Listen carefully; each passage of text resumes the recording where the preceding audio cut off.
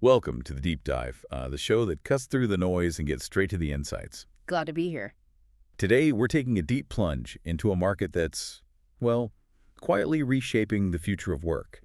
It's the global competence and skills management software market. Our mission, as always, is to unearth the most critical nuggets of knowledge from the latest market research. We want to help you understand not just the numbers, but what they really mean for how organizations are building the workforce of tomorrow. It's a fascinating area. Okay, let's unpack this right from the top.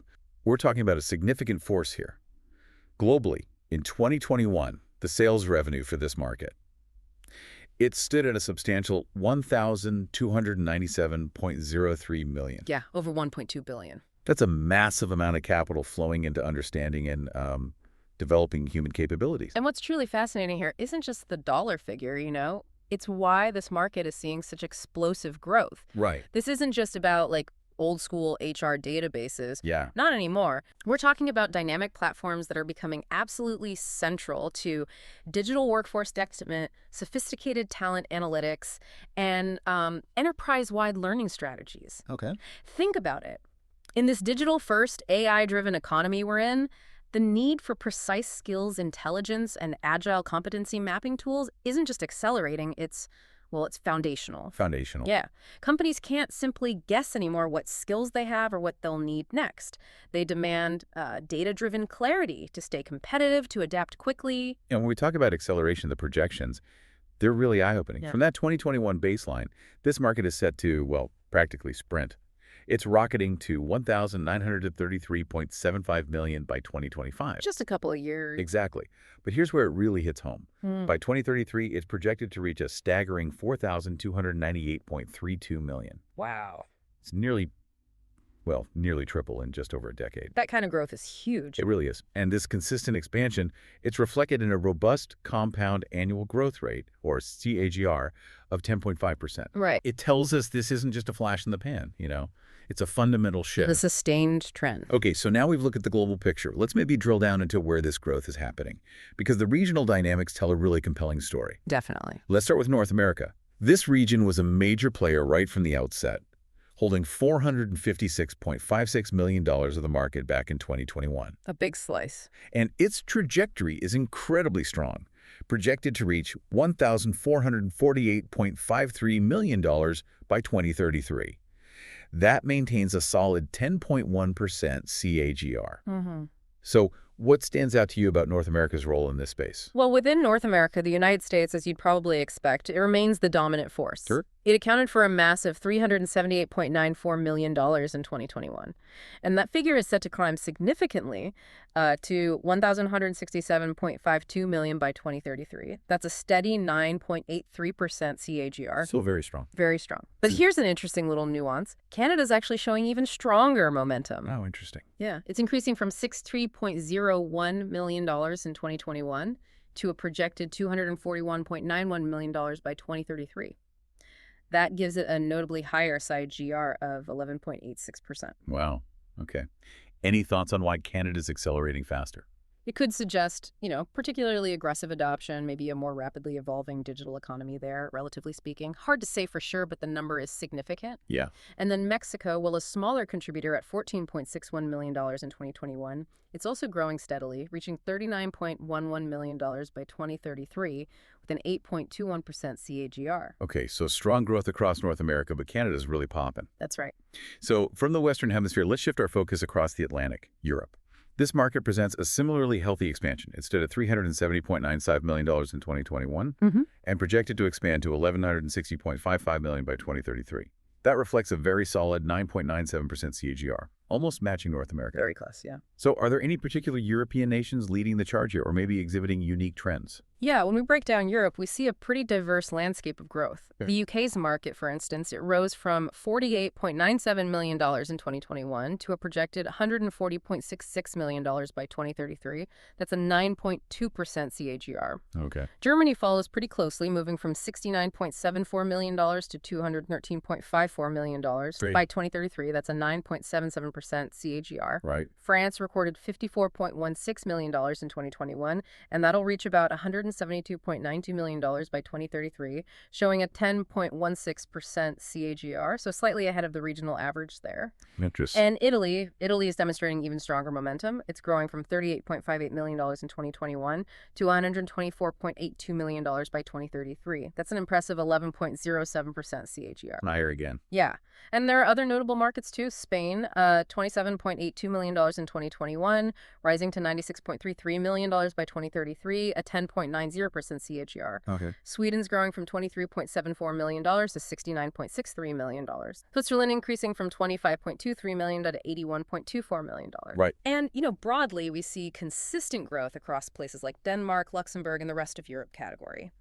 Each of those has CAGRs robustly hovering between, say, 8.6% and 10.2%. So it really reflects a widespread adoption across the continent, not just concentrated in a few spots. Exactly. A very broad base of growth. That's a comprehensive look at Europe. Right. Now let's talk about a region that is, well, truly setting the pace. Asia Pacific. Yes, APAC. This market totaled $309.99 million in 2021.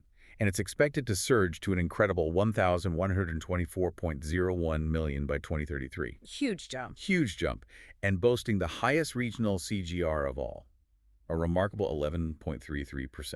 That's really the standout region for growth rate. Absolutely. So what unique drivers do you see fueling such rapid expansion in APAC? Well, APAC is a powerhouse, no doubt. China leads the way in terms of market size, growing from $106.33 million in 2021 to $373.17 million by 2033. Still very strong growth. Very strong. But the real standout, as you hinted, is India. It's projected as one of the fastest growing nations globally in this sector. Yes, with a staggering 13.23% CAGR. Wow. Which means it's expanding from $48.36 million in 2021 to a projected $214.69 million by 2033. What's behind that, do you think? Well, it's likely a combination of factors. Aggressive government initiatives in digital literacy, a massive, constantly evolving tech workforce that needs, rapid upskilling. Makes sense. Yeah. And then Japan also shows strong growth, moving from $54.25 million to $180.97 million. South Korea increases from $29.60 million to $101.72 million. Solid numbers there, too. Definitely. Yeah. We're also seeing markets like Australia, Singapore, and Southeast Asia generally gaining significant momentum. Singapore, in particular, demonstrates an impressive 12.12% CAGR. Another double-digit grower. Right. And Taiwan and the rest of APAC's category are also solid contributors, with KGRs ranging from about 7.15% up to 11.5%. It just showcases widespread dynamic adoption across the region. That strong performance in Asia-Pacific really underscores the kind of global nature of this shift, doesn't it? It absolutely does. Okay, let's turn our attention now to South America, a market that, while smaller in absolute terms, shows powerful growth rates. It reached $71.34 million in 2021 and is projected to rise to $253.60 million by 2033. That's with a robust 11.15% CAGR. Again, very strong growth rate. Very strong. So what are the key contributors to this growth in South America? Well, within South America, Brazil remains the largest contributor. It's increasing from $30.96 million to $110.57 million. Okay. But Argentina is showing particularly strong acceleration. It has a TRER of 12.18%. 12% plus. Yeah, growing from $13.98 million to $55.54 million. Impressive. Colombia also sees significant movement from $9.84 million to $37.28 million by 2033. Right. And countries like Peru and Chile are consistently demonstrating double-digit growth as well. So it indicates a broad regional embrace of these solutions. And you mentioned a slight lag somewhere. Yeah, the rest of South America category lags slightly behind the leaders with a 5.63% CAGR forecast. So growth is happening, just not quite as fast as in Brazil, Argentina, Colombia, etc. Got it. Okay, moving now to the Middle East, a region often characterized by, rapid digital transformation initiatives. Very much so. This market stood at $38.91 million in 2021. It's forecasted at $60.48 million in 2025 and set to grow significantly to $146.14 million by 2033. That's at an impressive 11.66% CAGR. Another region with really high growth potential. Yeah. What's driving this in the Middle East? Well, the Middle East is a very dynamic market in this space. Saudi Arabia leads the way in size, with $11.87 million in 2021, expected to grow to $44.6 million. Okay. However, what's really striking is the pace in countries like Turkey, the UAE, Egypt, and Qatar, all of which show really strong growth, ranging from about 11.38% up to 12.34% CAGR. Wow. So consistent high growth across several key nations. Exactly. For example, Qatar is projected to reach $14.18 million by 2033. This growth, it's often tied to those large-scale national development visions, Like Vision 2030, things like that. Precisely. Push for diversified, knowledge-based economies where skills management becomes absolutely critical for success. And the rest of the Middle East category is also expanding steadily, with $14.89 million forecast for 2033. Okay. And finally, let's conclude our regional overview with Africa, a continent with obviously immense potential and ongoing digital maturation. Right. Here, the market stood at $49.29 million in 2021 and is projected to grow to $165.49 million by 2033.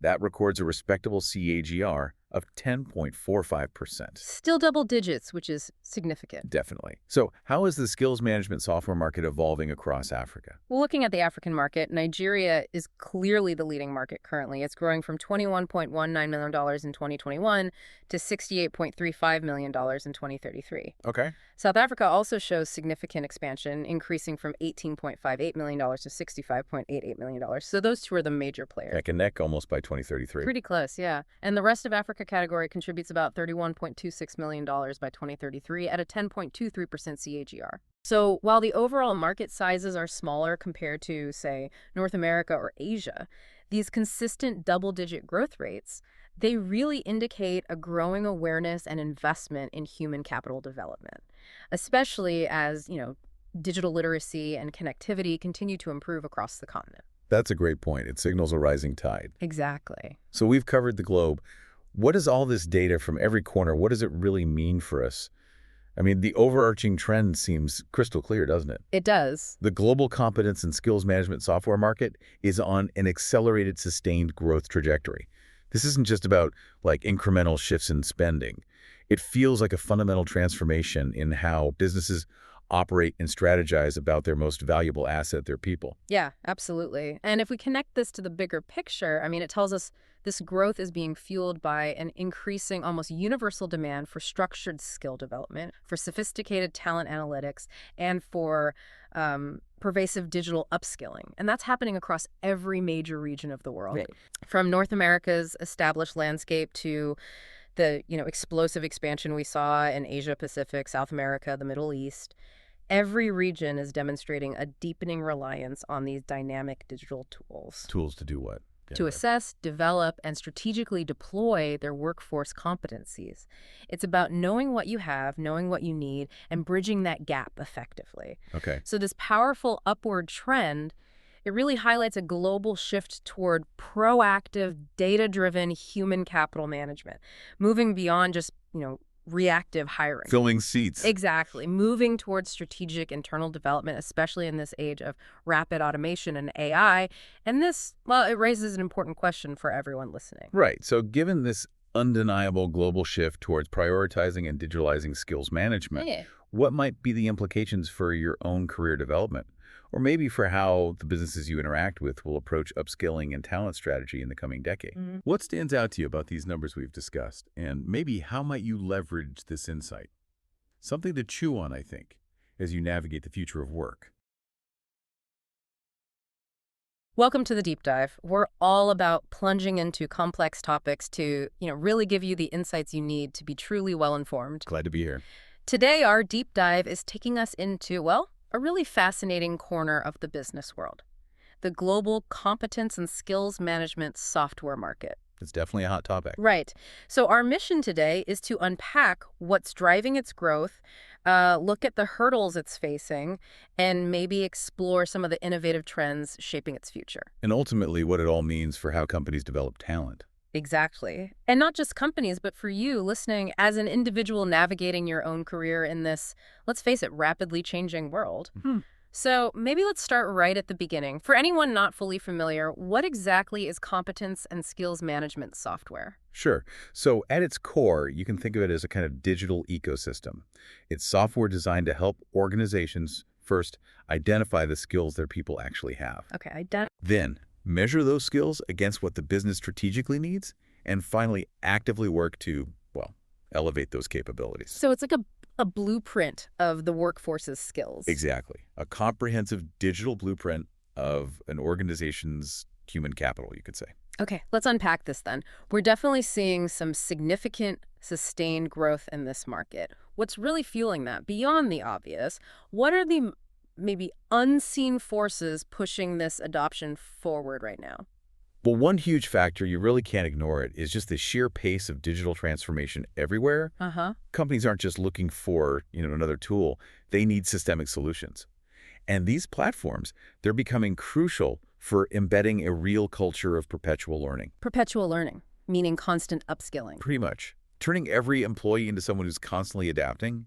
It's about getting HR away from just reacting, putting out training fires, and moving towards a really proactive talent strategy, making sure every learning effort, every training dollar lines up with where the company actually wants to go long term. That shift from reactive to proactive, that sounds fundamental. How does that actually, impact the bottom line? Oh, it's transformative.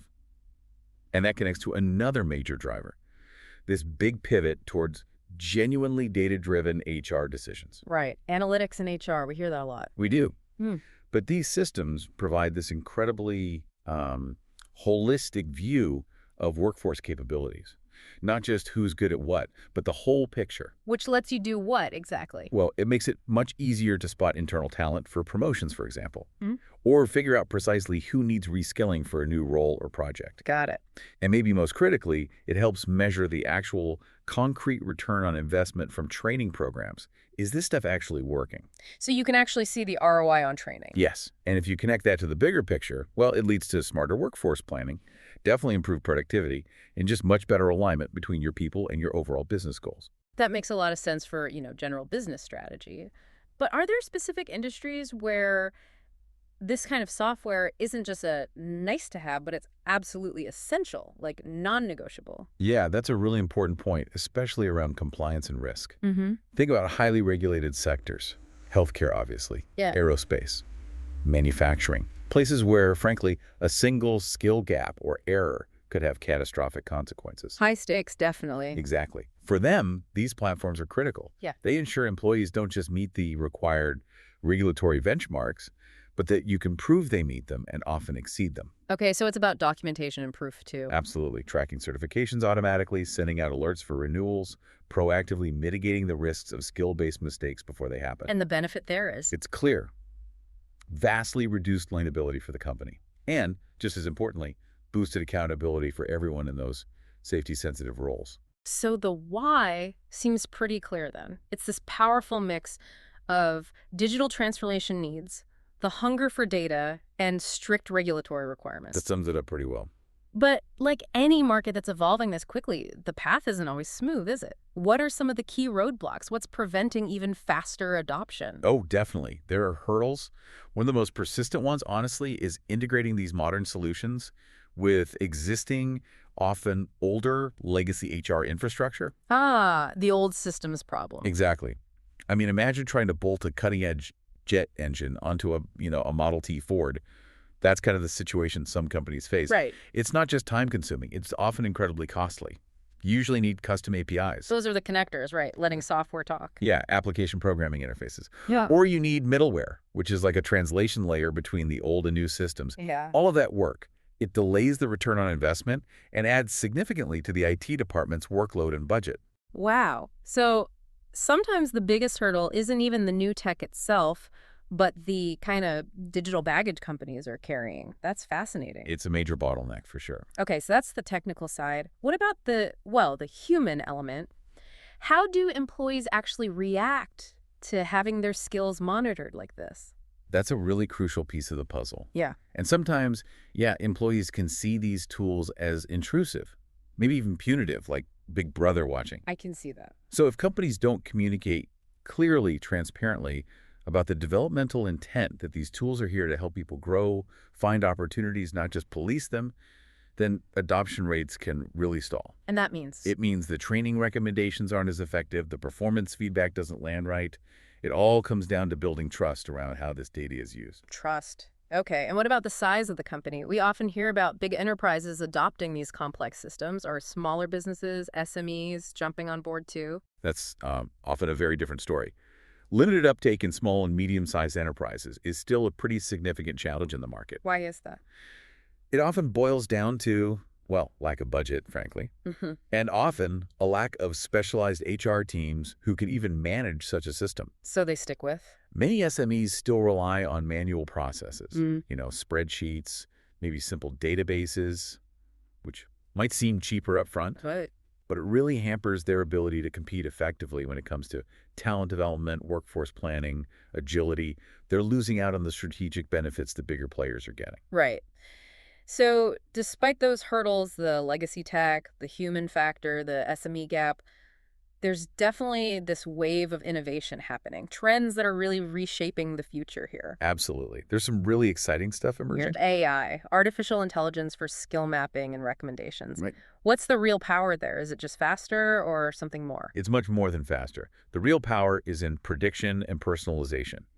These advanced platforms, they're using machine learning Mhm. to proactively spot emerging skill gaps, sometimes before the company even realizes there's a problem brewing. Wow, okay. Spotting gaps before they hit. Exactly.